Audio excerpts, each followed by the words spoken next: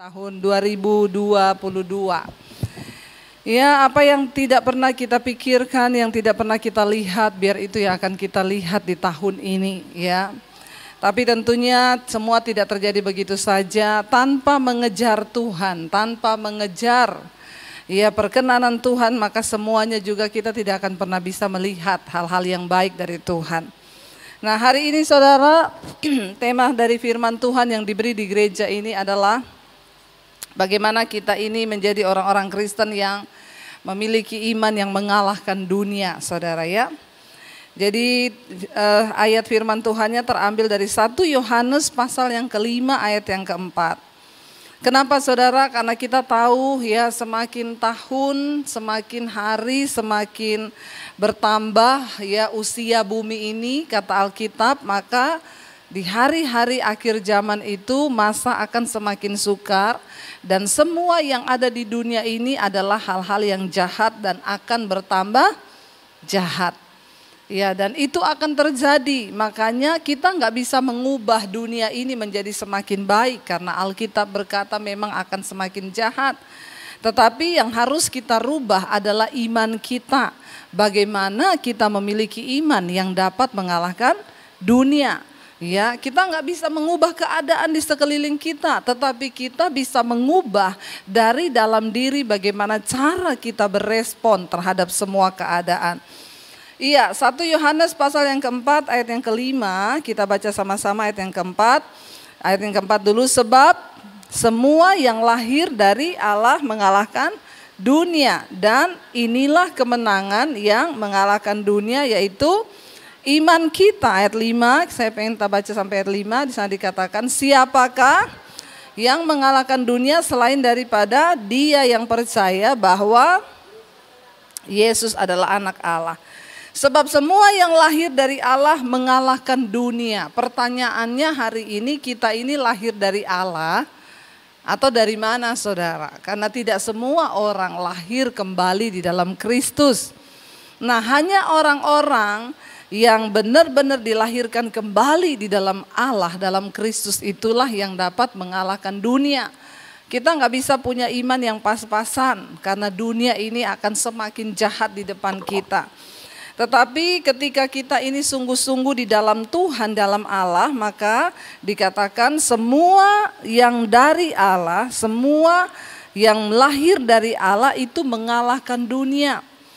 Dan inilah kemenangan yang mengalahkan dunia yaitu iman kita. Tapi iman yang bagaimana saudara?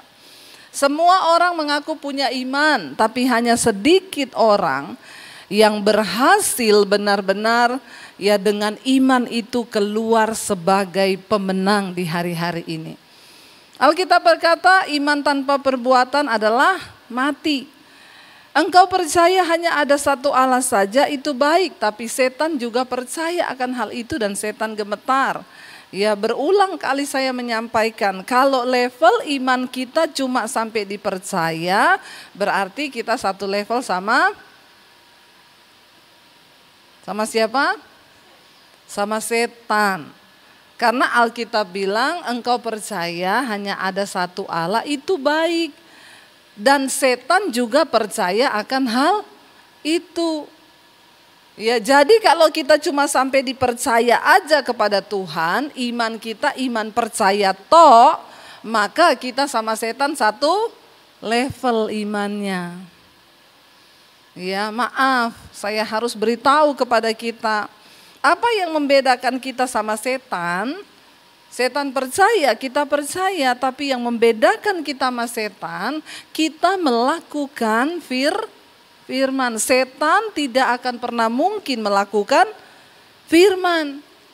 Jadi kalau saudara ingin level imannya lebih tinggi dari setan, maka tidak ada pilihan lain. Jangan cuma percaya kepada Tuhan, tapi jadilah pelaku-pelaku firman Tuhan. Supaya nggak satu level sama setan. Jadi orang Kristen hari-hari ini tidak mudah lagi dirasuki setan. Kenapa banyak orang dirasuk setan? Karena satu level sama. Siapa yang mau tahun ini imannya lebih tinggi dari setan ya? Jangan sampai menyepelekan setan. Kenapa? Setan itu juga punya kuasa loh. Karena memang pada awalnya setan itu adalah malaikat yang kemudian dibuang karena memberontak. Jadi dia punya dari sana itu kuasa. Tapi karena dia gelap, ya jadinya kuasanya gelap. Nah kalau kita cuma percaya sama Tuhan, enggak melakukan firman, maka kita tanpa kuasa. Bagaimana iman kita menjadi iman yang berkuasa mengalahkan dunia ini? Ya kita harus jadi pelaku firman. Supaya kita bisa menantang setan, bahkan mengalahkan setan, kata firman Tuhan.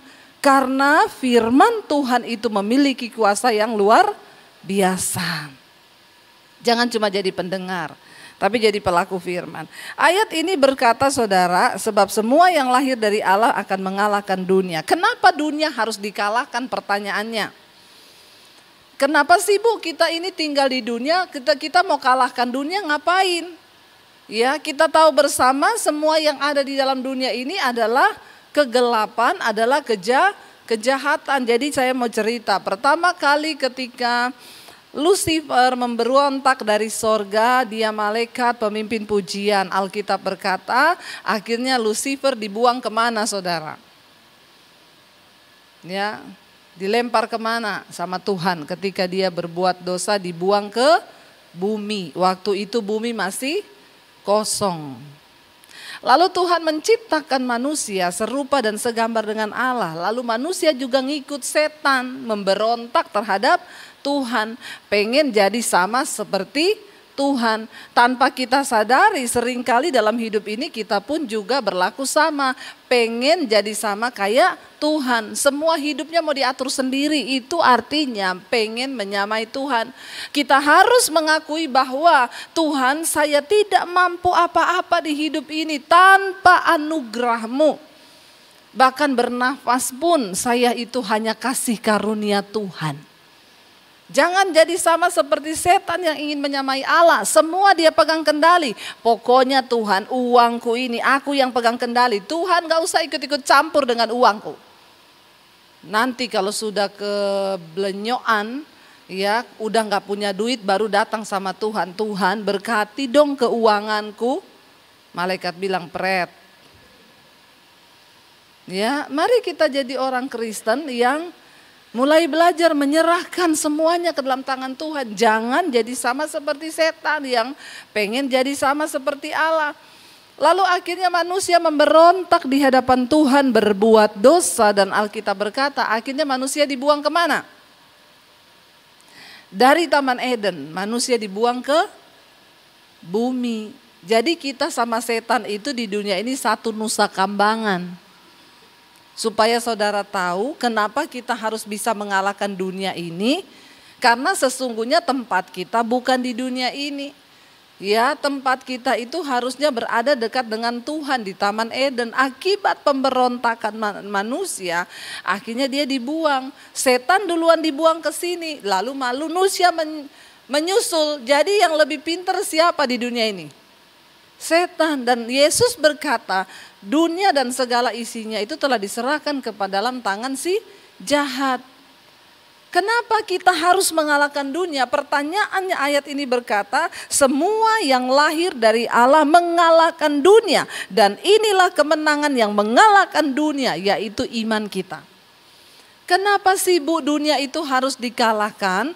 Karena semua yang ada dalam dunia ini jahat. Coba kita lihat 1 Yohanes pasal yang kedua ayat yang ke-15. 1 Yohanes 2 ayat yang ke-15. Baca sama-sama 1, 2, 3 saudara. Janganlah kamu mengasihi dunia dan apa yang ada di dalamnya. Jikalau orang mengasihi dunia, maka kasih akan Bapa tidak ada di dalam orang itu. Ngeri gak saudara? Kita harus tahu dulu ya, kenapa kita harus kalahkan dunia? Karena Alkitab berkata kalau kamu tidak mengalahkan dunia, kamu mengasihi dunia, maka sudah pasti kasih akan Bapa tidak ada di dalam diri kita. Dunia selalu bertentangan dengan Tuhan. Kenapa kita harus mengalahkan dunia ini? Janganlah kamu mengasihi dunia dan apa yang ada di dalamnya. Karena dunia ini jahat dan di dalamnya itu semua adalah yang jahat. Ya, maka dari itu dikatakan jikalau orang mengasihi dunia, maka kasih akan Bapa tidak ada di dalam orang itu.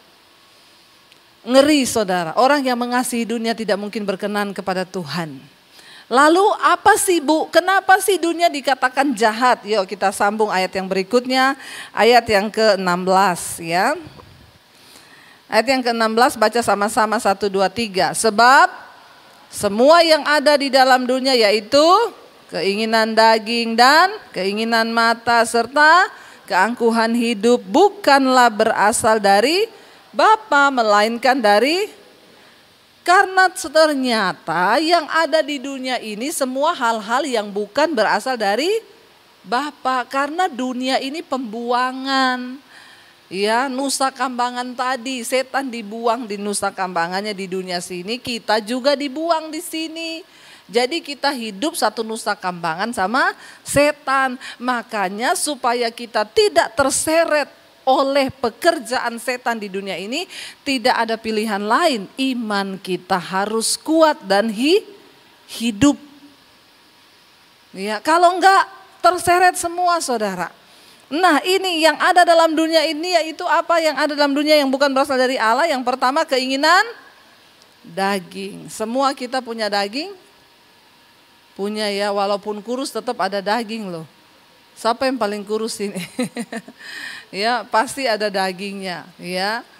Daging yang pertama saudara, Galatia 5 berkata, keinginan daging itu telah nyata. Apa itu daging? Percabulan, ya, kenajisan, ya, percederaan, roh pemecah belah, perselingkuhan, amarah, kepahitan, dendam, iri hati, sakit hati, itu semua ada di dalam daging. Jangan pikir, oh saya kurus Bu, daging saya kecil. Biasanya yang kurus itu malah besar loh keinginan dagingnya. Ya, jadi kita ini nggak dilihat dari gendut atau kurusnya. Saya sih membela orang-orang yang gendut hari ini ya. Apalagi setelah tahun baru dan Natalan nih pasti pada naik semua ini timbangannya ya. Tapi enggak apa-apalah ya, gendut kurus yang penting berkenan sama Tuhan. Amin.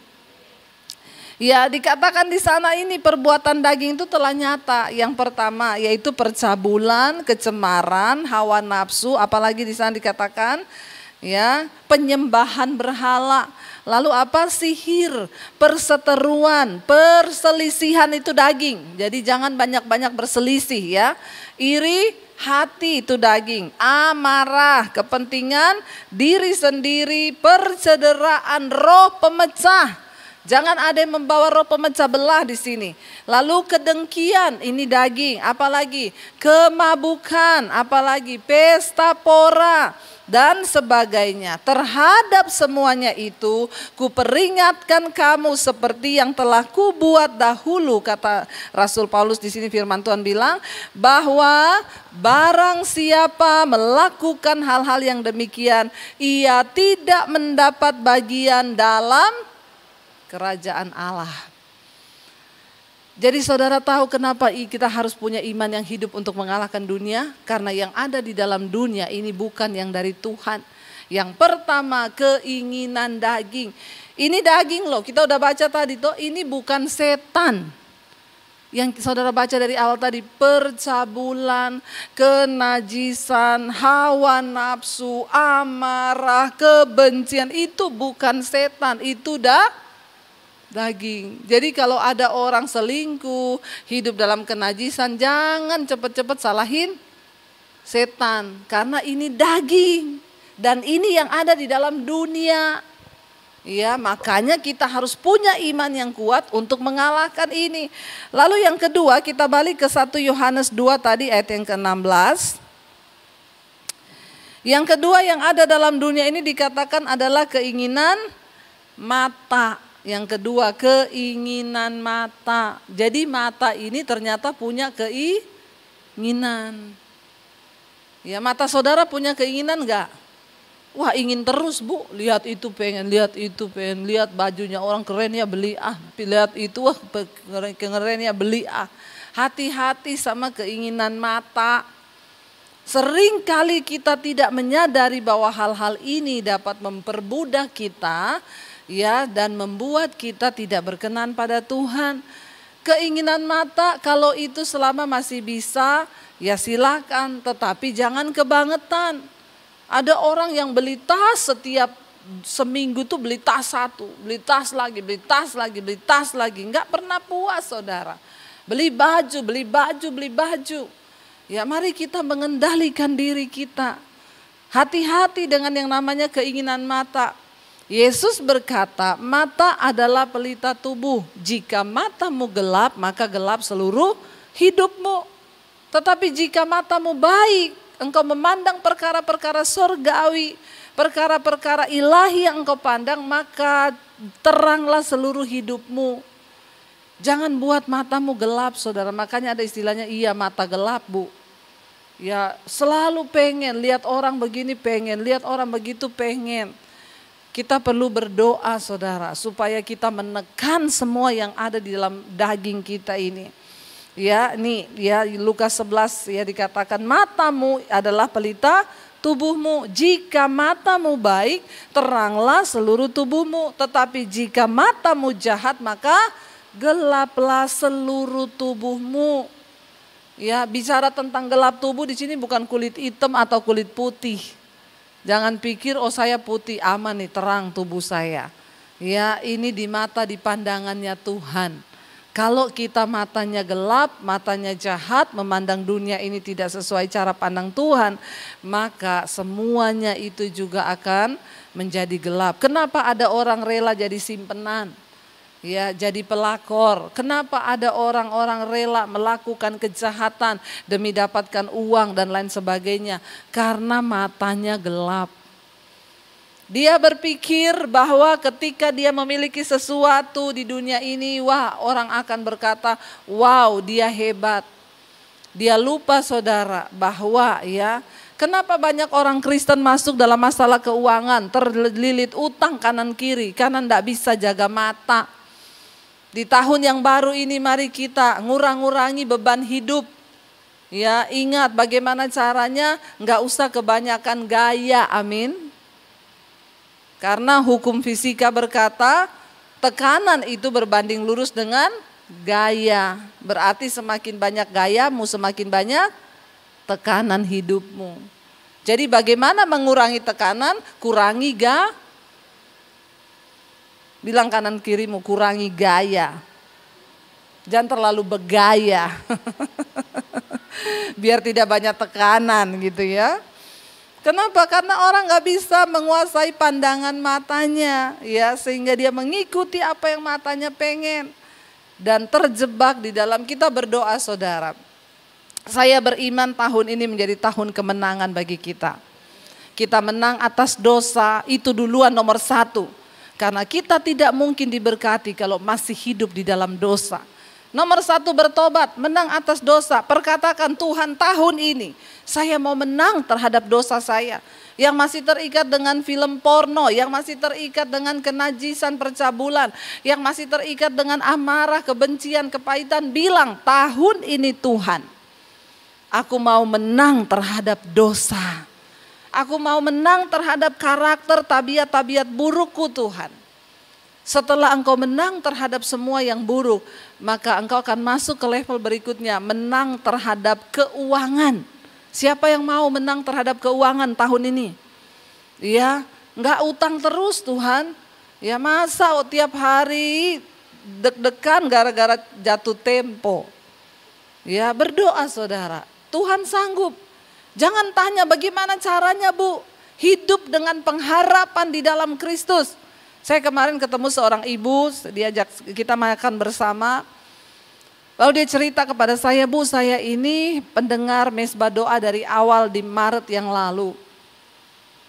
Ketika pandemi dimulai Bu, saya itu bertubi-tubi berat ya, karena dia di bidang properti, anaknya juga bergerak di bidang properti, semuanya mogok, bukan cuma nggak ada pemasukan Bu, terlilit hutang. Anak-anak saya utang banyak Bu, sampai dia bilang saya berdoa kepada Tuhan, Tuhan ambil nyawa saya pengen mati aja supaya selesai semua urusan. Lalu tiba-tiba dia bilang, dia mendengar satu suara yang bilang, kok egois banget, pengen mati, lari dari masalah. Terus anak-anakmu bagaimana mereka menjalani hidup dengan lilitan hutang? Lalu dia bilang, saya berdoa Bu, saya bersyukur di awal pandemi itu saya menemukan channel Ibu, Mesbah Doa, dan saya setiap malam berdoa. Saya berharap lalu iman saya bangkit Bu, saya berdoa, tiba-tiba bos saya yang lama nelpon saya, dia bilang, kamu pandemi gini ngapain, gak kerja? Iya gak kerja bos, udah ikut saya lagi jualan. Dia cuma berpikir, jualan di tengah badai masa pandemi begini, mana ada yang mau laku. Tetapi dia melangkah dengan iman, dia percaya bahwa itu Tuhan yang kirim. Lalu dia lakukan saudara apa yang di depannya dipercayakan sama bosnya untuk jualan lagi. Dia bilang, Ibu Debbie, kita punya Tuhan yang terlalu hebat dan dahsyat. Dari seorang yang tadinya sudah pengen mati, Ibu tahu Bu, penjualan saya omset di tengah masa pandemi 1 bulan berapa? Ratusan miliar. Bukan ratusan juta, ratusan miliar Bu. Dan saya belum pernah menjual dengan omset yang segede itu dulu ketika belum pandemi, enggak pernah. Tetapi justru di tengah pandemi Tuhan menyatakan kebesarannya. Saudara, engkau percaya enggak engkau punya Tuhan yang hidup? Keadaan di sekelilingmu bisa berubah, tetapi Tuhan kita enggak berubah. Karena itu berkat kita tidak ditentukan oleh keadaan di hidup kita. Sebab kita punya Tuhan yang tidak dibatasi oleh ruang dan waktu. Dia Tuhan yang sanggup bekerja selama ada iman. Selama ada sesuatu yang dapat Tuhan perhitungkan di dalam hidupmu sebagai sebuah kebenaran. Selalu ada jalan yang akan Tuhan bukakan. Saya bilang, wow Bu, iya Bu Debbie, saya tercengang. Apa yang Tuhan buat? Saya belum pernah jualan sebelum pandemi itu dengan omset yang ratusan miliar di tiap bulan. Tapi Tuhan nyatakan itu justru di tengah-tengah masa pandemi. Karena itu semua dia bilang, saya hanya mau ngomong itu cuma karena Tuhan. Dan dia berkata, terima kasih Bu, terima kasih karena Mesbah Doa menjadi kekuatan bagi saya di tengah-tengah masa pandemi. Saudara, ya kita harus percaya. Mari kita memandang kepada Tuhan, melihat semua yang Tuhan buat di depan kita itu baik adanya. Hiduplah dengan pengharapan. Jangan biarkan matamu menguasai engkau sehingga engkau melihat hal-hal yang tidak benar. Lihatlah kepada Tuhan. Lalu yang ketiga tadi sana dikatakan apa yang ada di dalam dunia ini. Yang ketiga adalah keangkuhan hidup, yaitu kesombongan. Ya. Sebab yang ada dalam dunia ini dikatakan tadi 1 Yohanes 2 ayat 16 ya. Keinginan mata serta keangkuhan hidup bukanlah berasal dari Bapa melainkan dari dunia. Ya, hidup itu ndak usah sombong-sombong, biasa aja, amin.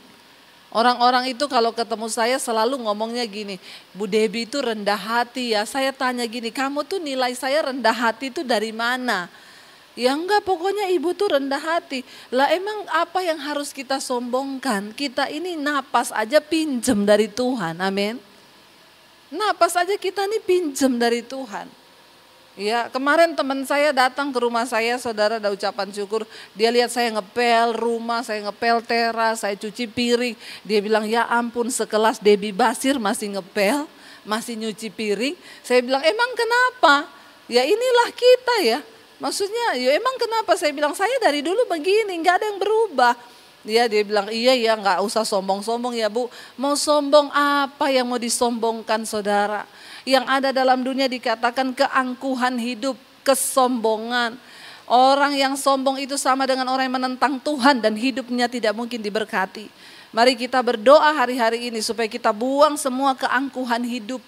Ya angkuh, ya kaya sombong biasa, miskin sombong juga banyak. Jadi nggak kaya nggak miskin, semua orang punya bakat sombong. Tapi Alkitab berkata Tuhan menentang orang yang sombong, tetapi Dia meninggikan orang yang rendah hati. Mari kita minta pada Tuhan, tahun ini kita jalani dengan rendah hati. Supaya apa saudara? Ya, supaya kita bisa mengalahkan dunia ini. Jangan sampai kita terbawa dengan apa yang ada di dunia ini. Dan ayat 17 berkata di sini, ya kita lihat ayat 17. Kenapa kita harus mengalahkan dunia? Ayat 17 berkata, dan dunia ini sedang lenyap dengan keinginannya. Tetapi orang yang melakukan kehendak Allah tetap hidup selama-lamanya. Kenapa kita harus kalahkan dunia? Karena semua yang dunia tidak berasal dari Allah. Dan dunia ini sedang lenyap. Jadi kalau kita ikut-ikutan mencintai dunia, maka nasib kita juga sedang lenyap. Tetapi orang yang melakukan kehendak Allah itu akan tetap hidup sampai selama-lamanya di dalam kekekalan. Mari kita mau terus berkata, terima kasih Tuhan. Kami hanya mau mencari kehendak-Mu, memandang wajah-Mu tahun-tahun ini. Saya undang para imam musik maju ke depan, ya, agar kami semakin berkenan di hadapan Tuhan. Kami mau Tuhan untuk sungguh-sungguh menjadi pelaku-pelaku firman-Mu. Kami mau Tuhan untuk sungguh-sungguh mengejar perkenanan Tuhan agar hidup kami semakin hari semakin berkenan di hadapan Tuhan.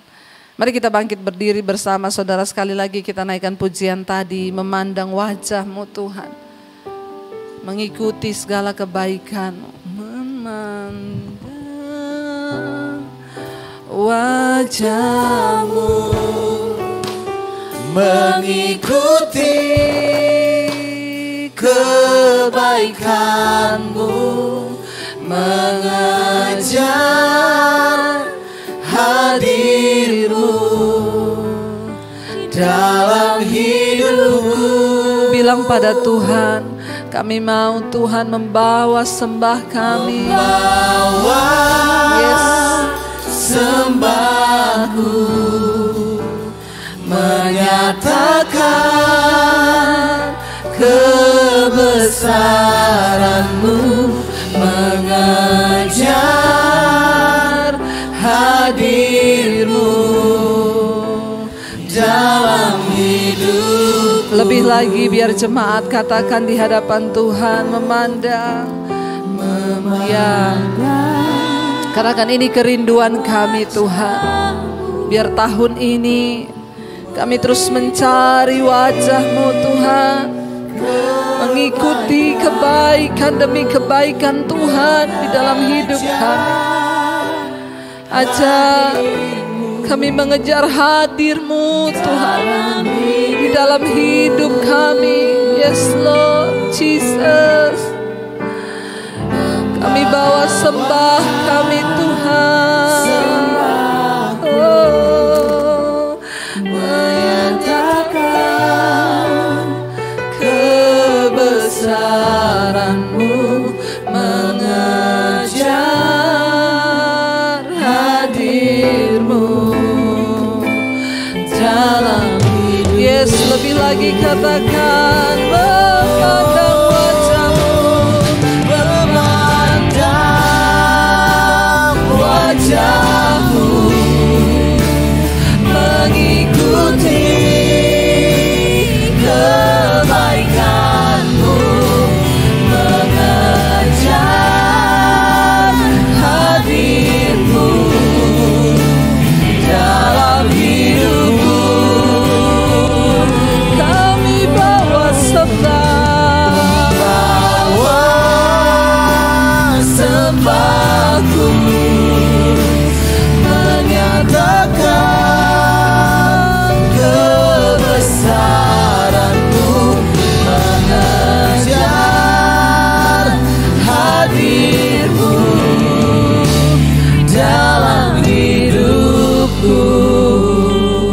Ini kerinduan kami Bapa, biar tahun ini iman kami semakin kuat di dalam Engkau, sehingga kami punya iman yang mengalahkan dunia ini. Kami tidak tertipu dengan dunia ini, tapi kami mau mengejar apa yang berkenan kepada Tuhan.